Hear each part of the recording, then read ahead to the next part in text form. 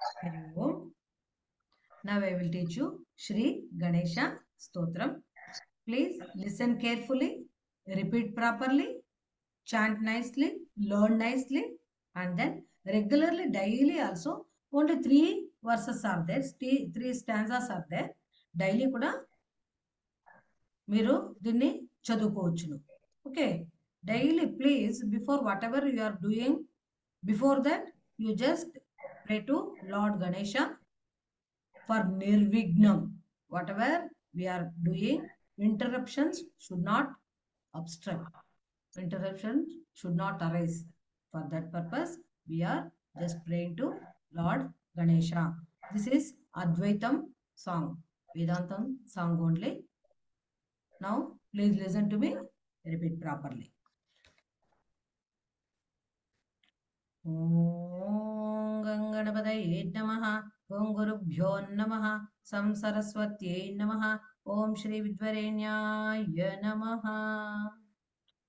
अजं निर्विकल्पं निराकारमेकम्,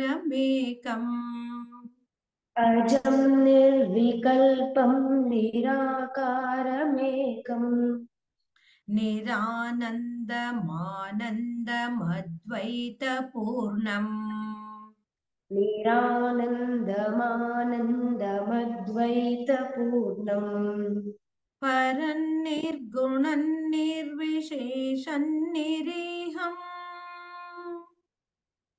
परं निर्गुणं निर्विशेषं निरीहम्, परब्रह्मरूपं गणेशं भजेमा, परब्रह्मरूपं गणेशं भजेमा.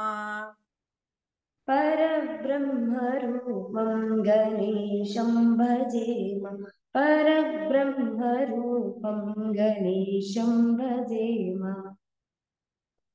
गुणातीतमानं चिदानन्दरूपम्, गुणातीतमानं चिदानन्दरूपम्,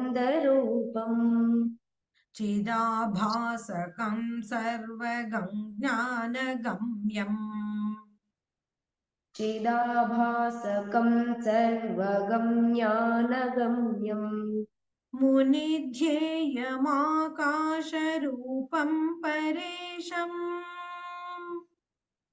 मुनिध्येयमाकाशरूपं परेशम्, परब्रह्मरूपं गणेशं भजेमा, परब्रह्मरूपं गणेशं भजेमा. परब्रह्मरूपं गणेशं भजेम, परब्रह्मरूपं गणेशं भजेम, जगत्कारणं कारणज्ञानरूपम्,